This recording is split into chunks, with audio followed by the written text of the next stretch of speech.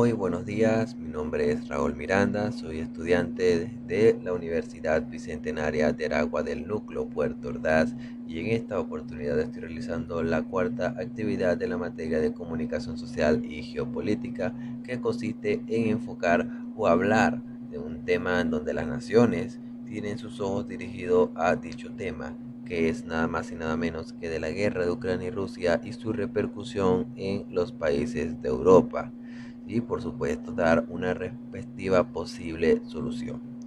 Sin más que agregar, comencemos. Al este, Rusia, al oeste la Unión Europea y en medio un país azotado por una guerra que ha dejado ya más de 14.000 muertos, Ucrania, uno de los países más extensos de Europa que lleva desde 2014 inmerso en un duro conflicto al este del país. Y la llamada guerra del Donbass no solo afecta a Ucrania, sino que también tiene ramificaciones geopolíticas que van más allá de sus fronteras. Sin embargo, ¿cuál es su origen de este conflicto? Ahora, pues en estos momentos vamos a indagar y averiguar por qué Ucrania está en el centro de la creciente tensión entre Rusia y el bloqueo occidental liderado por Estados Unidos. Sin embargo, antes de empezar a explicar cuáles son esas causas del conflicto actual, primero tenemos que echar la vista para atrás, es decir, tenemos que rebobinar para poder entender la particularidad de este país. Entre los siglos 9 y 13, la actual Ucrania formó parte de la llamada Rusia de Kiev, una enorme y poderosa federación de tribus eslavas que se extendía desde el mar Báltico y hacia el norte hasta el mar Negro en el sur. Desde entonces su historia se ha caracterizado por la dominación de potencias extranjeras y ha pasado por manos polacas, otomanas, austriacas y sobre todo rusas, y fue durante la primera mitad del siglo XX el territorio ucraniano seguía repartido. La zona oriental de Ucrania antes de la revolución de 1917 formaba parte del Imperio ruso. Pasó a llamarse República Socialista Soviética de Ucrania cuando se estableció la Unión Soviética en 1922. Sin embargo, la zona occidental se encontraba entonces principalmente en manos polacas, pero fue con la repartición de territorios durante la Segunda Guerra Mundial que la zona bajo dominio polaco y otras regiones colidantes pasaron a formar parte de la República Socialista Soviética de Ucrania. Esta república no incluía en un principio la península de Crimea, y esa estrategia región situada en el norte del Mar Negro había sido anexionada por el Imperio ruso en el siglo XVIII y era una histórica reclamación ucraniana.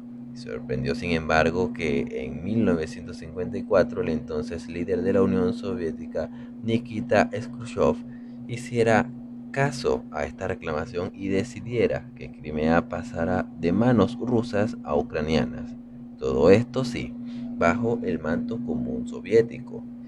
Pero recordemos que en 1991 se produce el colapso de la Unión Soviética y Ucrania se consolida como país independiente y mantiene una buena sintonía inicial con Rusia, que ya había sido la República Soviética más grande e influyente. Sin embargo, más tarde se fue produciendo un acercamiento hacia el occidente, hasta el punto de elaborarse en 2012 un acuerdo de asociación entre Ucrania y la Unión Europea, algo que incomoda a Rusia, que ejerció presión al punto de que cuando ya estaba todo totalmente listo para la firma en noviembre de 2013, el entonces presidente ucraniano Víctor Yanukovych suspendió el acuerdo. De hecho, esta repentina decisión provocó que cientos de miles de personas se agolparan en la Plaza de Independencia de Kiev, pidiendo que se retomara el diálogo con la Unión Europea. Comenzaba así el llamado Euromaidán. ¿Qué es el Euromaidán? Bueno, fue más que una serie de protestas y disturbios de índole europeísta y nacionalista, aunque con apoyo también de sectores ultraderechistas que se extendieron por gran parte del país durante varios meses. De hecho, estas revueltas se saldaron con más de 100 muertos y continuaron hasta el 22 de febrero del 2014. Yanukovych huyó de Ucrania, por supuesto. 5 días más tarde, esa crisis fue totalmente aprovechada por Rusia, ya que grupos armados prorrusos apoyados por Moscú tomaron las principales instituciones de la península de Crimea, izaron la bandera rusa y convocaron un referéndum de independencia. En apenas unos días, Ucrania vio cómo Crimea pasaba de ser dirigida de facto por Rusia, y más tarde el presidente ruso Vladimir Putin reconoció que muchos miembros de estos grupos armados pertenecían realmente al ejército ruso. Incluso el ministro de Defensa ruso les galardonó con medallas por lograr lo que calificaron como, entre comillas, el regreso de Crimea. Este movimiento marcó un punto crítico de las relaciones entre Rusia y Occidente. De hecho, provocó la expulsión de Rusia del G8. Este no fue más que un grupo de países industrializados del mundo, y la Unión Europea reaccionó a la anexión de Crimea, decretando duras sanciones económicas contra Moscú que aún siguen vigentes. Hay que destacar, por supuesto, que la península de Crimea tiene un atractivo especial para Rusia. En la localidad de Sebastopol, al sur de Crimea, se encuentra la principal base naval rusa en el Mar Negro.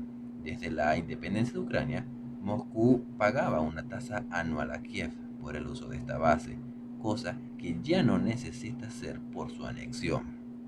Además, tal y como contamos antes, esta región había formado parte del territorio ruso durante un periodo de tiempo, por lo que para Moscú, especialmente para Vladimir Putin, con esto recuperaban un territorio que les pertenecía. Un mes después, las fuerzas prorrusas tomaron también varias localidades de la zona del este de Ucrania, tras lo cual se iniciaron enfrentamientos armados con el ejército ucraniano. Tal fue el empuje prorruso en esta región, conocida como el Donbass, que el 11 de mayo se declararon independientes las repúblicas populares de Donetsk y Lugansk, aunque, actualmente siguen sin ser reconocidas internacionalmente. Desde que comenzó la guerra del Donbass entre ucranianos y fuerzas prorrusas, la OTAN ha acusado a Rusia de apoyar militarmente a los separatistas, algo que niegan desde Moscú. Por supuesto, desde entonces las negociaciones de paz, ya sea como por ejemplo el protocolo de Minsk o el acuerdo de Minsk II, ha intentado sin éxito alcanzar el alto al fuego. Ucrania, Rusia, Alemania, Francia, representantes de la Organización para la Seguridad y la Cooperación de Europa y representantes de las llamadas Repúblicas Populares de Donetsk y Lugansk han participado en estas conversaciones, pero el conflicto sigue asolado al este de Ucrania y dejando miles de víctimas.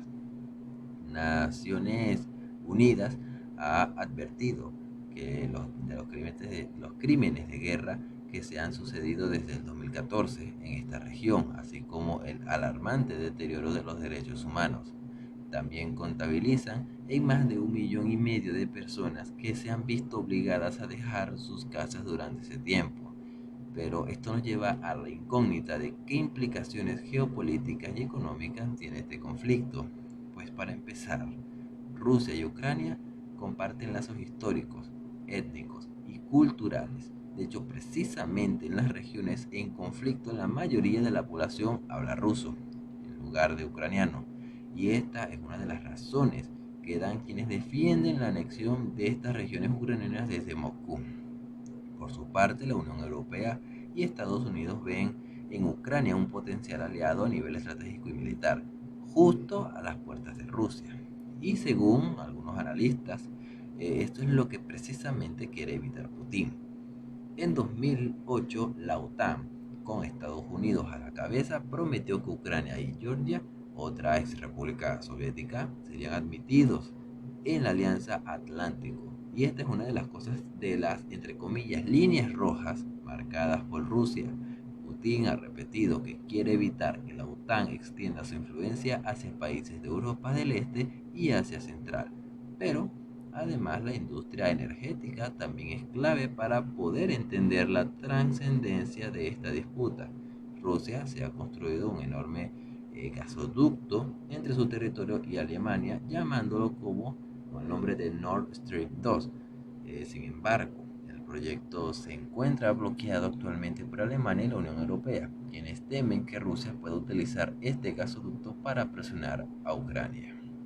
Actualmente, la mayor parte del gas ruso que llega a Europa lo hace precisamente a través de Ucrania, pero con la apertura de Nord Stream 2, Moscú podría hacer llegar todo el gas directamente a Alemania, con lo cual privaría a Ucrania del ingreso de alrededor de unos 2.000 millones de dólares al año. Y según el presidente ucraniano Volodymyr Zelensky, este proyecto no es más que un arma geopolítica peligrosa del Kremlin, pues ya hay analistas que piensan en que en el momento en lo que no hubiera gas pasando por Ucrania, ya no existiría un impedimento para un potencial ataque ruso. Pero el bloque de Nord Stream 2 no supone solo un perjuicio para Rusia, sino también para Europa, que necesita el gas ruso y que ha visto cómo los precios del gas se han disparado. Como se puede observar, este conflicto no solo va hasta el punto de lo territorial, esto va más allá y resuena y tiene consecuencias a nivel global.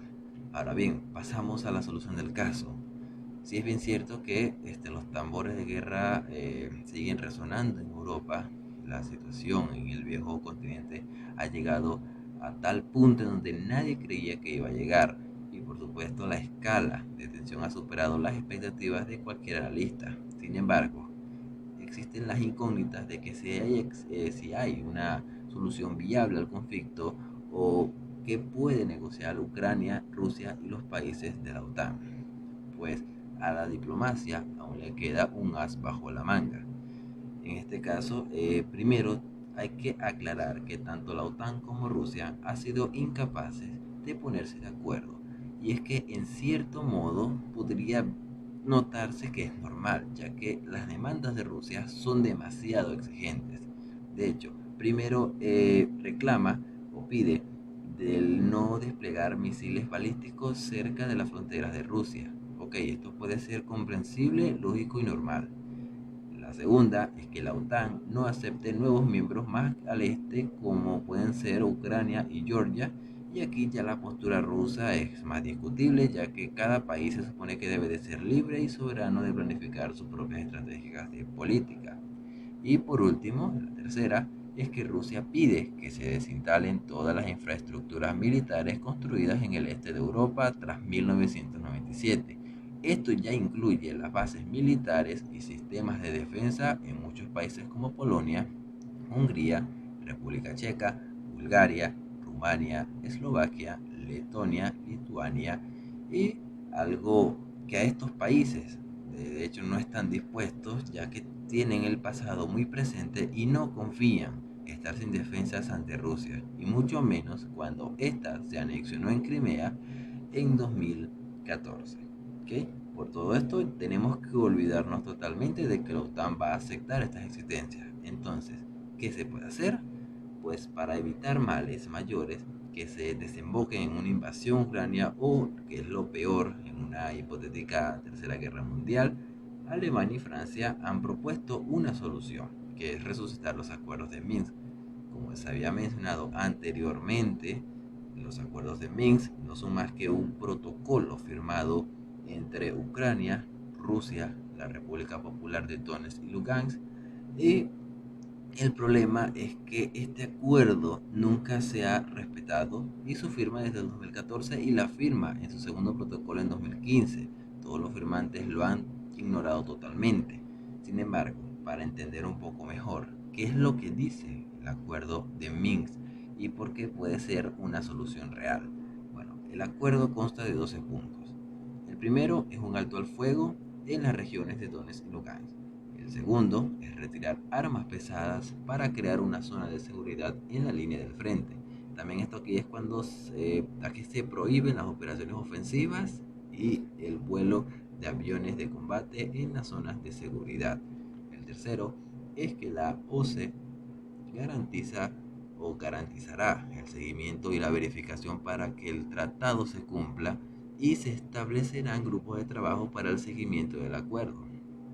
El cuarto es la inmediata liberación de todos los secuestradores y de todas las personas detenidas ilegalmente. La quinta es la toma de medidas para mejorar la situación humanitaria en la región del Donbass. La sexta es la restauración plena de las relaciones socioeconómicas entre el gobierno central y las zonas rebeldes, ya sea como por ejemplo el pago de pensiones por un lado, el pago de impuestos del gobierno central por otro. En la séptima tenemos una amnistía para las personas relacionadas con los hechos, con los hechos que han tenido lugar en Donetsk y Lugansk, excepto aquellos casos cuyos delitos sean considerados como totalmente graves. En la octava tenemos la iniciación de un diálogo sobre las condiciones para celebrar elecciones locales sobre el orden de autogobierno local provisional en Donetsk y Lugansk, así como el régimen futuro de estas zonas.